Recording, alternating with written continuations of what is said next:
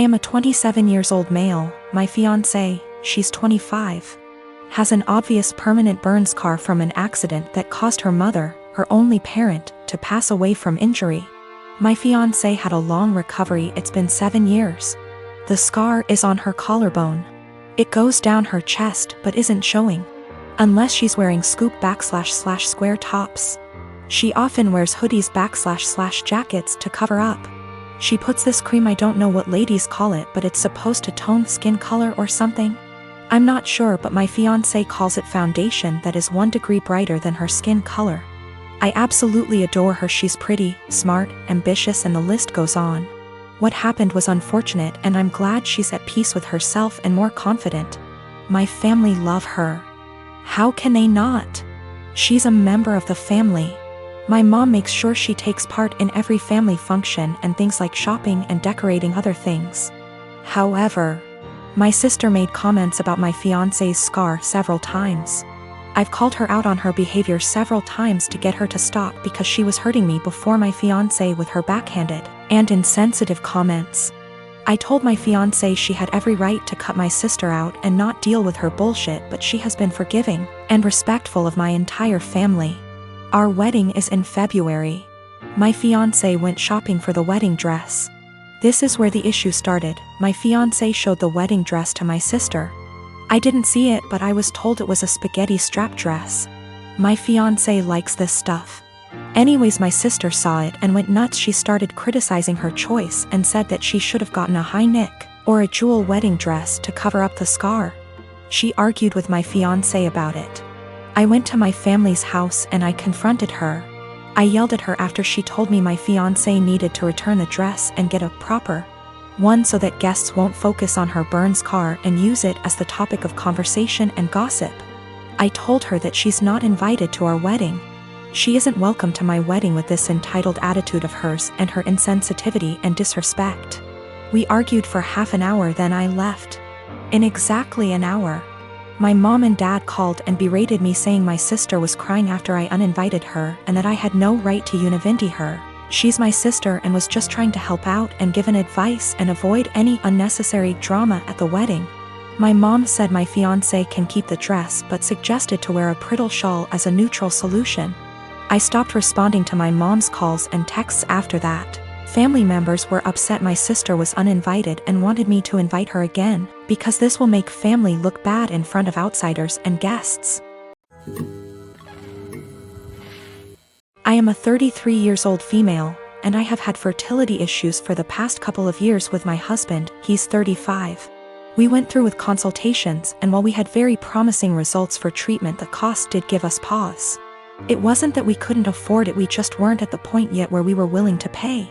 I discussed it with my husband and we were both fine with the idea of adopting. My cousin Tiffany, woman 25 years old, is adopted and she supported our choice in looking into it. However, this was a couple of years back, and during that time Tiffany was reunited with her birth parents, and she's been acting pretty hurtful to my aunt and uncle since then. She keeps making posts about how happy she is to know where she comes from and is happy about being reunited with her real family. She even talked about having her birth father walk her down the aisle as a chance to make up for lost time. Obviously, my uncle was very hurt about this, but when he voiced it, Tiffany got defensive. She called my uncle selfish, how this was about her, and that he knew what he signed up for when raising someone else's kid. Before the pandemic, Tiffany moved closer to where her bio mother lived so they could make up for lost time. And Tiffany kept making post after post about all the fun she was having meeting relatives, and how she called / video chatted with each of her bio parents multiple times a week. Meanwhile, she barely texted back my uncle and aunt once a month. I could tell how heartbroken my aunt and uncle were, but tried to give Tiffany her space, and the few times they said anything she accused them of being selfish and unsupportive. I think the biggest thing that broke them was when Tiffany promised to come by for my aunt's birthday and was even given the money to travel to them, but then never showed up. She called literally the day before to say that her bio mom had an emergency so she wasn't going to make it, but didn't give back the money. I am completely disgusted by Tiffany's behavior, and while I haven't completely ruled out adoption entirely, I did want to give medical assisted conception a try. My husband supported this and we are now currently expecting. After we made our announcement, Tiffany messaged me asking why I would spend thousands on creating a child, when I could help one who already existed. I tried to play it off, but Tiffany kept pressing and calling me a bad person when there are so many children who desperately need a home, and overpopulation. It got to the point where she was pissing me off, and I just came clean and said that her behavior towards the people who loved and raised her was the reason. Tiffany got really upset, but I didn't care. However, her parents are now starting to say that I was wrong. My brother-in-law, Sammy, lost his home shortly after his divorce 10 months ago. He moved in with us and brought his twin daughters, Olivia and Sloane 18, with him a couple of months ago. His sister, my wife, and I have one daughter, Zoe 16, and she and her cousins aren't close but get along fine. Olivia and Sloane have no respect for Zoe's privacy, none. They used to walk into her room and take everything they get their hands on. Makeup, phone accessories, clothes, school laptop, etc. Zoe complained a lot, and I've already asked the girls to respect Zoe's privacy and stop taking things. My wife and Sammy saw no issue with this. After all, they're girls and this typical teenage girl's behavior. I completely disagreed. Last straw was when Zoe bought a $60 M.A.C makeup kit that looks like a paint set that she saved up for over a month, and one of the girls, Sloane, took it without permission and ruined it by mixing shades together while using it. Don't know much about makeup, but that's what Zoe said when she found the kit on her bed, and was crying. I told my wife and she said she'd ask Sloane to apologize, but I got Zoe a lock after I found she was moving valuable belongings out the house because of this incident. Sammy and his daughters saw the lock and weren't happy. The girls were extremely upset. Sammy asked about it and I straight up told him. He said, "My daughters aren't thieves. It's normal that girls of the same age borrow each other's stuff." He said Zoe could easily get another makeup kit for $15 from Walmart and shouldn't even be buying expensive adult makeup in the first place, and suggested my wife take care of this defect in Zoe's personality, trying to appear older than she is. He accused me of being overprotective and babying Zoe with this level of enablement. I told him this between me and my wife, but she shamed me for putting a lock on Zoe's door for her cousins to see and preventing them from spending time with her, saying I was supposed to treat them like daughters. Then demanded I remove it, but I said this lock does not get removed till her brother and his daughters are out of our house.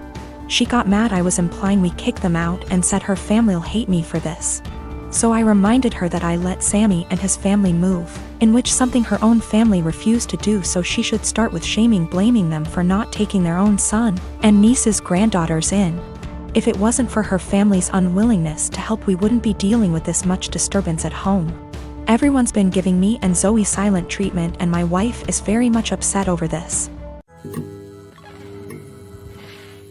I grow indoor plants and keep them around the house, whether by the kitchen window or out on the front porch. I have a variety of plants like lily, aloe vera, also flowers, and they all require care and attention. It's a hobby of mine, and because I don't own enough space, I just stick to indoor planting. I have a 16-year-old stepson, Sean, who loves to pull all kinds of pranks and has been trying some weird pranks on me lately. I don't mind it as long as he's happy, and also because nothing is too serious, just hiding my farming tools / replacing them with damaged ones and so on. He just keeps messing around like any other kid. Days ago he posted a FB video of him spraying cold water on me when I was sleeping. It was embarrassing since he shared it with family.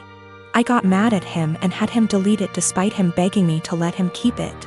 He kept sulking afterwards and had his mom try to convince me to let him repost the video, but I thought that was crazy request. Sean suddenly became friendly and asked if he could water my plants. I was glad he asked and gave him the watering can and told him to start with the plants in the kitchen.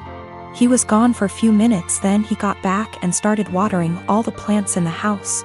Later in the evening I was cleaning my tools and there was a weird smell coming from the watering can. It smelled like bleach. I freaked out and checked my plants, and the same smell was coming from them. I confronted Sean and asked what he watered the plants with.